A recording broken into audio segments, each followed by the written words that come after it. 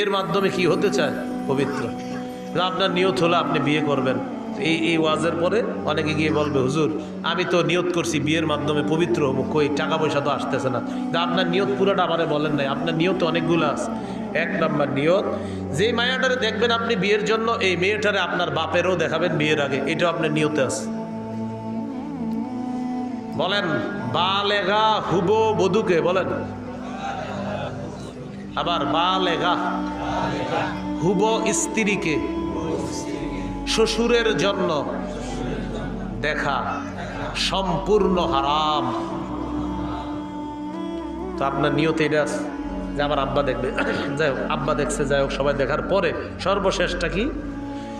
America দুলাভাই থাকে, দুলাভাই যতক্ষণ পর্যন্ত হা না বলবে বিয়ের ব্যাপারে, হা হবে না। তো সর্বশেষ কন্যা পক্ষরে জানানো হবে আমার দুলাভাই আমেরিকা আছে, উনি হ্যাঁ বললে হ্যাঁ, কারণ বিয়েটা তো এর দুলাভাই করবে, এই জন্য দুলাভাই ছবিটা দেখবে, দেখার পর দুলাভাই যদি বলে হ্যাঁ, নির্লজ্জ আর বেহায়ার মতো নিজের বউয়ের ছবিটা বন্ধুদেরকে আর দুলাভাইয়ের কাছে পাঠায়। এত বেহায়া আর বেশরম।